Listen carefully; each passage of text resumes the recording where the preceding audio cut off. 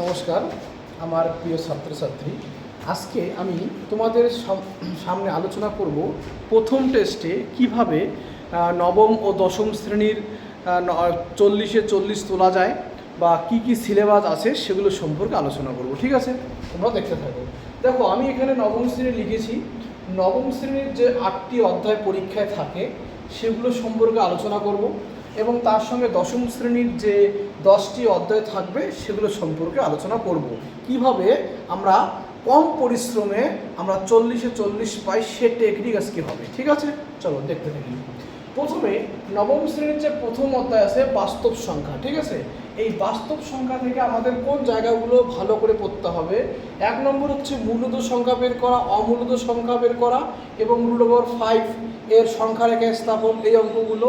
এছাড়া শেষের দিকে যে এমসিকিউগুলো আছে সেগুলো অবশ্যই করতে হবে, তাহলে আমরা কিন্তু এখান থেকে একটা ভালো নাম্বার পাবো। চলো, তারপরে সূচক থেকে আমাদের করতে হবে যে সূচকের সমাধানগুলো। ঠিক আছে, এবার সূচক থেকে আমাদের এই সূচক চ্যাপ্টারটা একটু ভালো করে করতে হবে।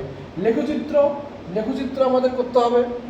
এবার লেখচিত্র থেকে আমাদের কি করতে হয়, এবার হচ্ছে সমাধানগুলো করতে হবে, মানে এক্স এর মান ওয়াই মান বের করা আর হচ্ছে ক্ষেত্রফল বের করা। ঠিক আছে, তার সাথে কিন্তু অবশ্যই এমসিকিউগুলো করতেই হবে। এবার আসো স্থানাঙ্ক জ্যামিতি থেকে কিন্তু একটা 4 মার্কের প্রশ্ন থাকবেই।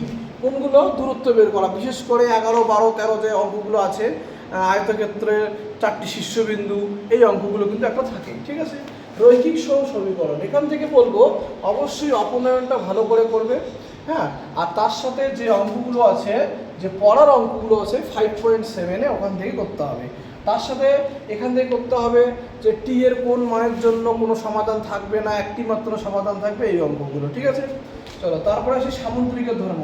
এখান থেকে ইম্পর্টেন্ট উপপাদ্য আমি বলি 15, 18 আর হচ্ছে 19, এই 3টে উপপাদ্য কেউ যদি ভালো করে করে তাহলে কিন্তু একটা কমন পাবে। ঠিক আছে, এবার বহুপদী সংখ্যা বলা তো একদম সোজা অঙ্ক। এক্স এর মান, এক্স এর জায়গায় মান বসিয়ে দাও 1, এক্স এর জায়গায় 2 বসিয়ে দাও, এই মানগুলো ভালো করে শিখতে হবে। ঠিক আছে, এবার উৎপাদকের বিশ্লেষণ থেকে তোমরা ভালো করে করবে 8.2 আর 8.3। 8.2 আর 8.3 যদি ভালো করে করো, বাকি অঙ্কগুলো কিন্তু হুবহু আমরা কমন পাবো। ঠিক আছে, এবার আসো দশম শ্রেণী। এখানে দেখো প্রথম অধ্যায় আছে একচল বিশেষ দ্বিঘাত সমীকরণ। এখান থেকে 11 পেজের অঙ্কগুলো ভালো করে করতে হবে। ঠিক আছে, 2 নম্বর হচ্ছে সরল সুদ কষা তো এবারের জন্য খুবই গুরুত্বপূর্ণ।